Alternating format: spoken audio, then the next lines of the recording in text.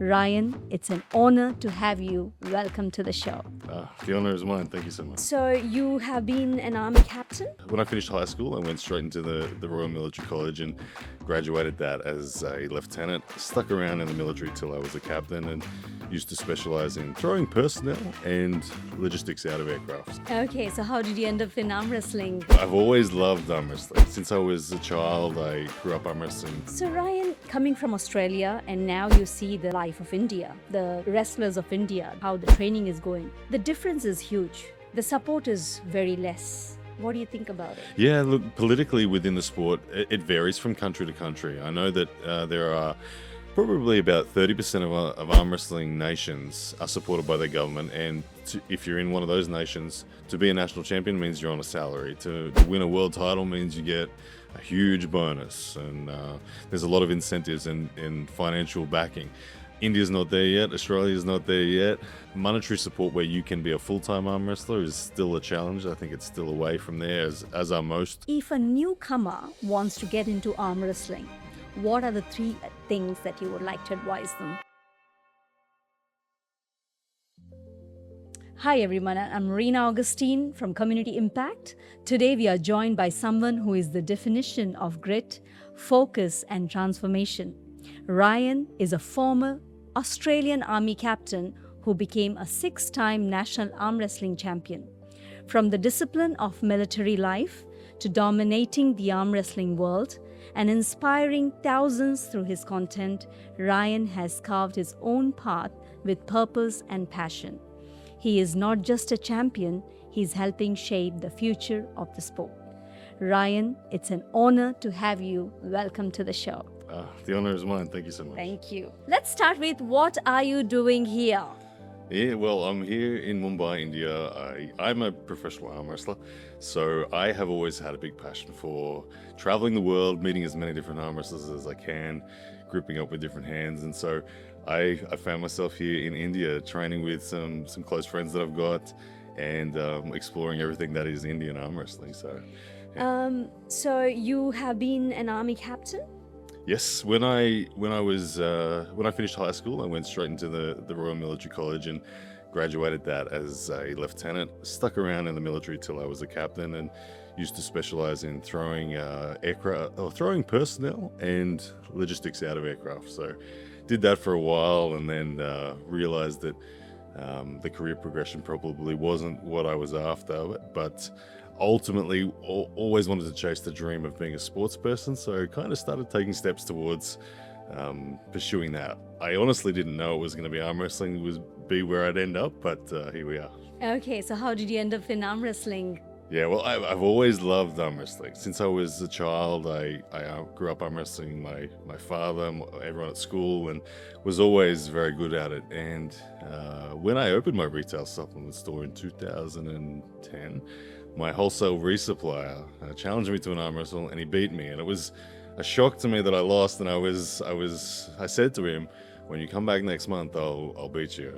And as soon as he left, I got on the internet and started researching arm wrestling technique. And in the process of doing that, I discovered this big world of professional arm wrestling. And I remember at the time I got very excited because I noticed that the average age of world champions was about 40 to 45. And so I thought, I haven't missed the boat on this sport, because I was 27 or something at the time. Yeah. And I'd previously tried to make it as a professional tennis player, but didn't quite make it. And so I thought, here's my second chance. Here's the second opportunity at a sport. And I'd always loved arm wrestling. So from that day on, I went absolutely all in. Like, I have not stopped obsessing about that pursuit ever since that day. I love that. Ryan, you have won 6 times. You're a national champion? Yes, national champion 6 times in Australia. I've got 3 oceanic titles as well, and I'm currently the number 1 rank for 100 kilos in the oceanic region. Wow, how proud. Yeah, it's been a good journey. It's been arm wrestling has become it's become almost a spiritual journey, and as a human maturing through sport, understanding how adversity affects performance and how discipline and patience and all these things. And I'm now 13 years into this pursuit, and I'm still not where I want to be. I want to win the world championship at some stage, and there's always many detractors along the way that say you'll never make it, and I just keep plugging away, and so arm wrestling has become a very very meaningful part of life for me. Yeah. And how many hours a day do you train? Yeah, so currently I am in India training with Chetna Sharma, who is India's #1 female arm wrestler, and I'm following her program at the moment. Her program centers largely around powerlifting. So I am in the gym 4 days a week doing powerlifting training, but probably about 2 hours each of those days. Then another 2 days a week we do arm wrestling specific training, which really centers around the hand, wrist, and elbow. And we're probably doing about an hour on those. And then once a week we'll group up with a club and go through actual skills and whatnot on the table. So all up in a week, I'm probably seeing about 16 hours of time under tension, as I would put it. Yeah. I love it. I love it. So now you mentioned that you had a business of supplements. Yeah. Correct? Yeah. So are you vegan now? No, not vegan. I have dabbled in just about every style of eating there is. Okay. Yes. But at the moment, I'm pretty much on a rice, eggs, and chicken diet. Okay, and you do need that for workouts? I find that I get so hungry when I've never eaten as much as I currently am in my life, and I put that down to the powerlifting training. It's got a lot of compound lifting, so squats, deadlift, and bench press is new to me. I've always been an arm wrestler where I train just hand and wrist, and so I never used to have a huge appetite. But now that I'm training my entire body a lot more, my energy demand is really high, and I'm eating. I can't believe how much food I eat in a day, but it's more than I've ever eaten before. But Ryan, I was really curious and excited to have you in my show. The most important reason was I want to know your journey to India. Yes. When was the first time you landed in India? Yes, so I in 2023, November 2023, I came to Haryana, up near Delhi, I think, and to face India's #1 ranked arm wrestler, Mazahir Saidu. He's the current number one overall ranked arm wrestler, and I was the #1 ranked in Australia for my weight division, so it was a good match. And so I came to Haryana. I was blown away by the culture of Indian arm wrestling, because coming from Australia where the population's only 27 million or something, we don't have that many arm wrestlers. And when I arrived in Haryana, I remember it was like a 6-hour drive south from Delhi, I think. Then we finally arrived there, and it seemed like it was a very regional part of India to me.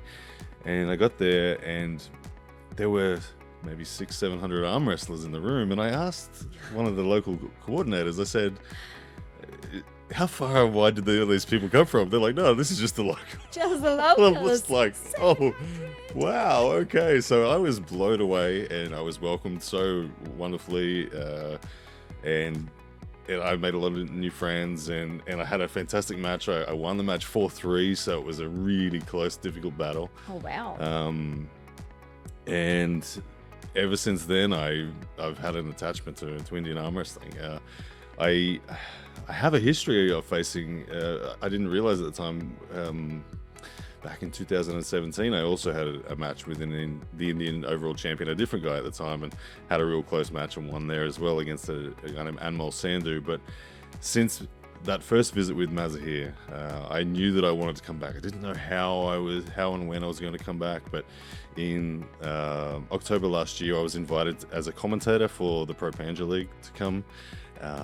The event ended up being postponed, and I think it'll be on later this year, but part of my role in arm wrestling has been commentary as well. I commentate for East vs West Productions, and yes, so last year was invited to come and commentate Pro Panja. When the event fell over, I ended up saying, well, I'm going to come anyway, because I love coming to India for arm wrestling, and I once again, this time I came to Mumbai and helped a few athletes prepare for Asian Cup, which was on in November. So I had a month last year in Mumbai where I trained and met another couple hundred arm wrestlers, and yeah, so I have a soft spot for Indian arm wrestling because I see a lot of parallels with the level that India is at and the level that Australia is at. I've been arm wrestling 13 years, and I've been kind of at the pointy end of Australian arm wrestling for most of that time, and Australia hasn't got a world champion yet, and nor does India. And in the senior division, I think we've won some in seniors, and India's won in juniors, a couple, I think, but we haven't yet reached that elite level in the seniors. And there's a bit of a camaraderie, because a lot of the dominant arm wrestling nations, the fans of those regions of the world, the Russians and the Georgians and the Kazakhs, they will often look down on Australian arm wrestling, look down on Indian arm wrestling, and so we're helping each other climb that ladder at the moment. And so I think we're close. So I've been out there and quoted to say that I think that India in 10 years time will be one of the most dominant arm wrestling nations in the world, just because of the numbers. Like, the cream has to rise. There's so many people interested in the sport that I can't see how being the best in India doesn't get you a long way up in the world. So yeah. So Ryan, coming from Australia, and now you see the life of India, the wrestlers of India, how the training is going. The difference is huge. The support is very less. Yes. What do you think about it? Yeah, look, politically within the sport, it varies from country to country. I know that there are probably about 30% of arm wrestling nations are supported by their government, and if you're in one of those nations, to be a national champion means you're on a salary. To win a world title means you get a huge bonus, and there's a lot of incentives and financial backing. India's not there yet. Australia's not there yet. But countries like USA are not there either.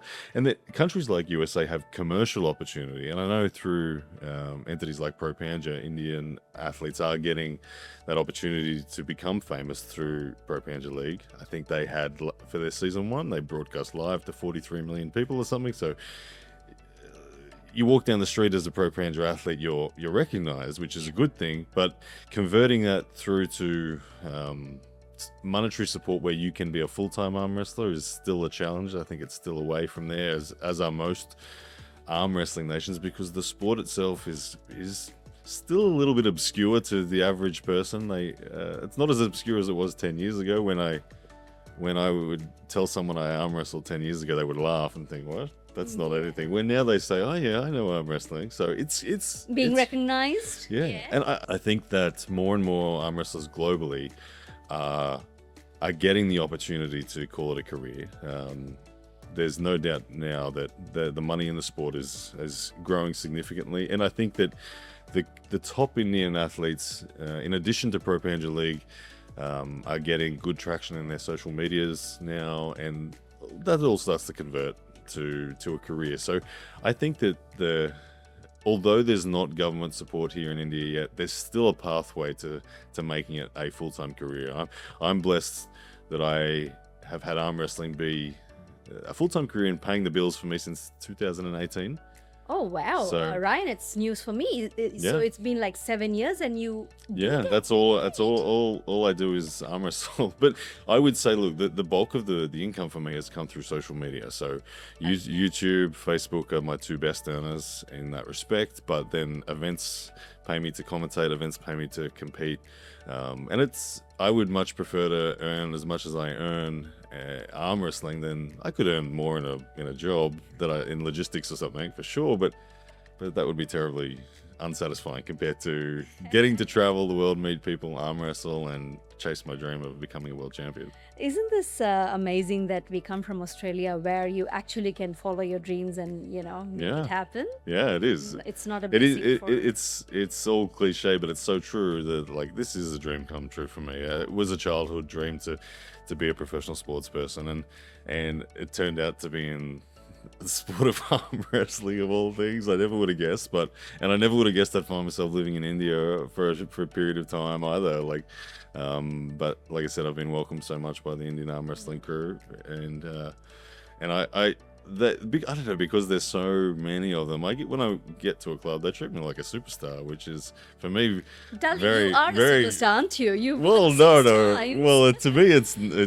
like in Australia, certainly no one fusses over me coming to a club, but in India, it's amazing. There's so many young athletes that are really enthusiastic, and I actually got the opportunity to go to one of the arm wrestling of Pro Panja yeah, in November when Phil was here, invited us, and yes. I saw the athletes, the Indian athletes, the women, and that's where I met Chetna. yeah, And that's where I asked her to come on my podcast. And the reason I wanted to know is how does it work here? Who is the support? The financial support, the family support is so important. Yeah. And she mentioned that yes, apart from any support, is the family support.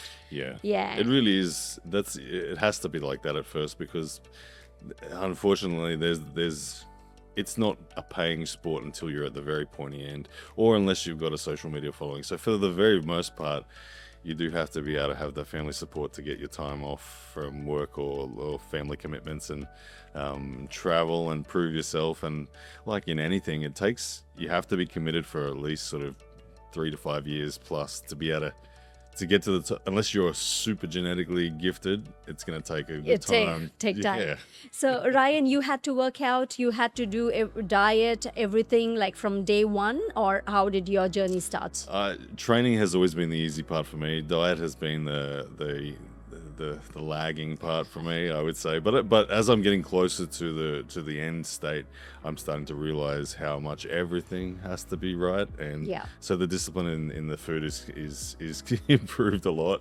But just how are you finding the food here? oh well, thankfully I'm guided. Like if I was just doing it myself, I You're gone. I would be struggling. I would be struggling. Yes, but no, I quite enjoy the food here, and I'm not good with spicy food though. So understandable. thankfully, I've managed to navigate to some mild options. Okay, example. But We would love to hear that. Some boiled chicken and dal, and some sabji, and some fried okra or something like that is really delicious. Nice. So Very I'm really into fried okra. I can't get enough of that. I love that. I love okra. Okra is my favorite vegetable. So 180 days in India, you've already burnt out some of the days now. When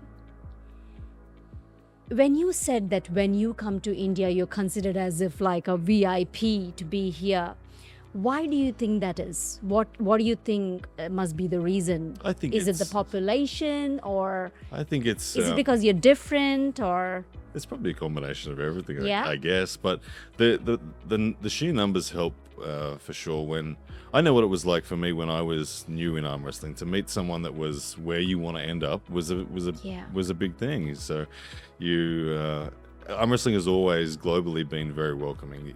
Unlike any other sport, I remember like in 2018, I went to the USA to help promote an event, and I, out of the blue, got to stay at John Brzezink's home. John Brzezinski is the greatest arm wrestler of all time, the Michael Jordan of our sport, the Roger Federer, however you want to see it. And he didn't even know me, and he welcomed me into his home. And for me, I'm like, what?